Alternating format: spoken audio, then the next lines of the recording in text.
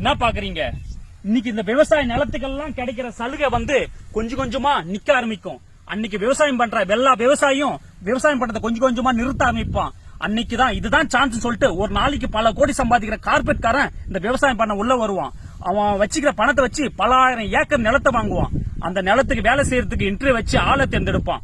3 மாசம் 6 மாசம் விளைய வேண்டிய பயிரை கெமிக்கல் யூஸ் பண்ணி ஒரே மாசத்துல விளைய வைப்பான். அந்த விளைய வச்ச பயிரை 40 ரூபா 30 ரூபா விக்கிற அரிசிய நான் 15 ரூபாய்க்கு தரேன் 20 ரூபாய்க்கு தரேன்னு சொல்லி மார்க்கெட்டிங் பண்ண ஆரம்பிப்பான். இதையும் மக்கள் ஆசையா நம்பி வாங்க சாப்பிட ஆரம்பிப்பாங்க. எப்ப இந்த விவசாய நிலம் எல்லாமே கார்பரேட் கண்ட்ரோல்ல உள்ள வருதோ அப்பதான் 1 கிலோ அரிசி 6000க்கும் 7000க்கும் விற்க ஆரம்பிப்பான். அன்னைக்கு இருக்கிற ஏழை விவசாயம் எல்லாமே பட்னியை கடந்து சாக ஆரம்பிப்பான். காசு வச்சுக்கிறவன்லாம் அந்த அரிசியை வாங்கி சாப்பிடுவான். அவனும் ரொம்ப நாள் வாழ மாட்டான். ஏன்னா கெமிக்கல் யூஸ் பண்ணி இந்த பயிர் சீக்கிரம் அவனும் செத்து போயிடுவான். அன்னைக்கு கார்பரேட் கொடி கட்டி பறக்கும்.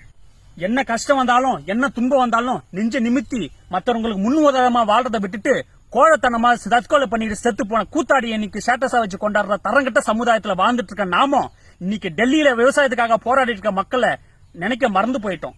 இன்னைக்கு டெல்லியில அவங்க சுயநலத்துக்காக போறனாலும் மக்கள் போராடினாலும் நாளைக்கு நம்ம சாப்பிட போற ஒரு வேளை சாப்பாட்டுக்காக போராடுறாங்கன்றத நம்ம மறந்துட வேணாம்.